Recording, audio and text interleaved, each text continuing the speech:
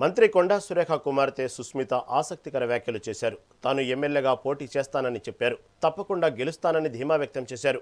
కొండా దంపతుల రాజకీయ ప్రస్థానం పరకాల నుంచి మొదలైందన్నారు. తన రాజకీయ ప్రస్థానం కూడా ఇక్కడ నుండే మొదలవుతుందని తెలిపారు. పరకాల నియోజకవర్గం తన అడ్డా అని కొండా మురళి అన్నారు. రాబోయే ఎన్నికల్లో తన కూతురు సుస్మిత పటేల్ పరకాల నుంచి పోటీ చేస్తుందని తెలిపారు.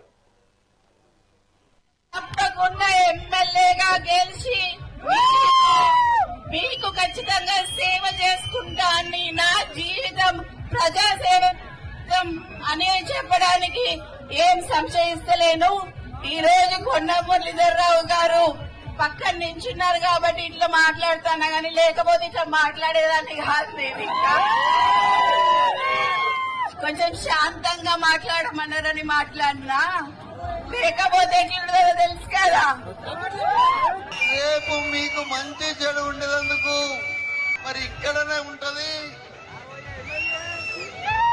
మరి మీ బాగోగులు చూసుకుంటది. నాకన్నా ధైర్యవంతురాలు మొన్ననే మీరు చూసిండ్రు. వాడేవాడు వీడేవాడు కొండ మురికి ఎదురేవాడని.